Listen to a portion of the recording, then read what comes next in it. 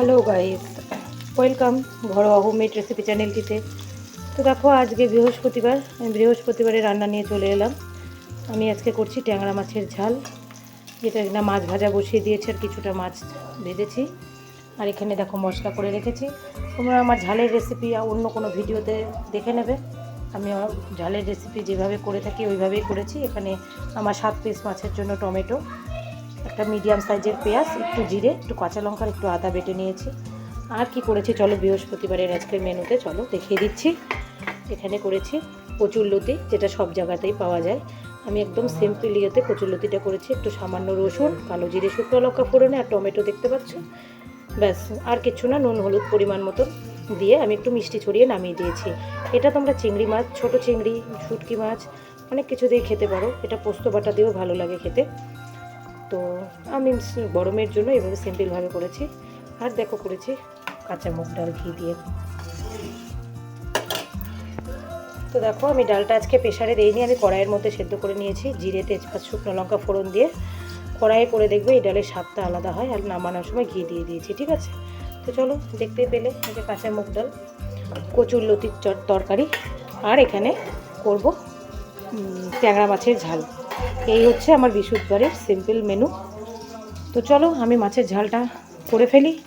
আর এই যে মাছটা দেখো ভাজা হয়ে গেছে, অলমোস্ট ভাজা। এই ডিমগুলো আছে তো ভেতরে, ডিমওয়ালা ট্যাংরা মাছ বড় বড়, তার জন্য আমি একটু করে ভাজছি, না হলে ডিমগুলো কাঁচা কাঁচাই থেকে যায়। দেখতে পাচ্ছ আমি কিন্তু আর তেল দেবো না, এই মাছ ভাজার তেলেই আমি ঝালটা করে নেব। কালো জিরে ফোড়ন দিয়ে মশলাগুলোকে কষিয়ে মাখা মাখা করে নামাবো, খুব একটা ঝোল দেবো না। তো চলো আমি রান্নাটা সেরে নিই।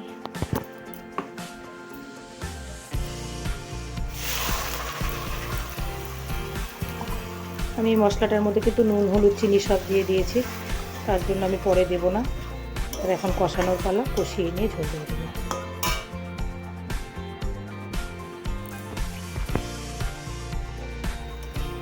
তো দেখো মশলাটা বেশ সুন্দর করে কষা হয়ে গেছে, আর একটু কষবে, কাঁচা গন্ধটা বেরোচ্ছে। তো দেখো তেলও ছেড়ে আসছে, প্রায় বেরোতে পারছে। এবার আমি ঝোল দিয়ে দেবো, ঝোল দিয়ে মাছগুলোকে ছেড়ে দেবো, দিয়ে ফুটিয়ে নামিয়ে নেবো। নুন হলুদ মিষ্টি, নুন মিষ্টিটা টেস্ট করে দেখে নেবে, ঠিক আছে।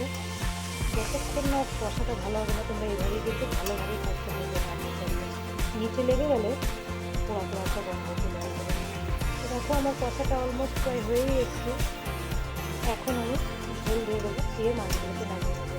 আর এদিকে দেখতে পাচ্ছি একটা ছোটো ডেগের মধ্যে এখানে ডিমগুলো মাছ করছে ও মাংসতে ভাজছে। তো চলো আমি মাছটাকে নামিয়ে নিয়ে তারপরে দেখাচ্ছি তোমাদের রান্নাটা কেমন হয়েছে। মাছগুলো ভাজা রয়েছে, কিন্তু সলিড সলিড জায়গা মাছ, তো এগুলো দিয়ে দেবো। তো দেখো আমার মাছের ঝাল রেডি। তোমরা দেখতেই পাচ্ছ কি সুন্দর কালারটা এসেছে, খেতেও ভালো হয়েছে। টমেটো দিয়েছি জন্য টকটক লাগছে। টমেটো না থাকলে 2 ফোঁটা লেবুর রস দিয়ে দেবে, নামানো হবে। লেবুর রস দিয়ে আর ফোটাবে না, তাহলে তেতো হয়ে যাবে। তো চলো দেখো আমার রান্না ডান, অলমোস্ট ডান। এটাই হচ্ছে আমার বৃহস্পতিবারের থালি, দেখতেই পেলে। এখন খাবার পালা। আশা করি ভালোই লাগছে খেতে, কালারটাও সুন্দর হয়েছে। তো আজকের মতন এইটুকুই, আবার আসছি নেক্সট কোনো ভিডিও নিয়ে। ততক্ষণের জন্য আমার চ্যানেলটিকে যারা যারা দেখছো, যতজন ভিউজ হয়েছে, প্রত্যেকে একটা করে সাবস্ক্রাইব অ্যান্ড লাইক করে দিও, কমেন্ট করে দিও ভালো লাগে। আর যারা সাবস্ক্রাইব করেছো তো তারা দেখবেই ভিডিওটা, ঠিক আছে।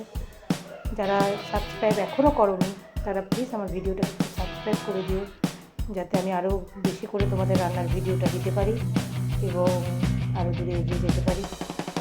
তো আজকের মতন এটুকুই, আবার আসছি নেক্সট কোনো ভিডিও নিয়ে। ততক্ষণের জন্য টাটা, বাই।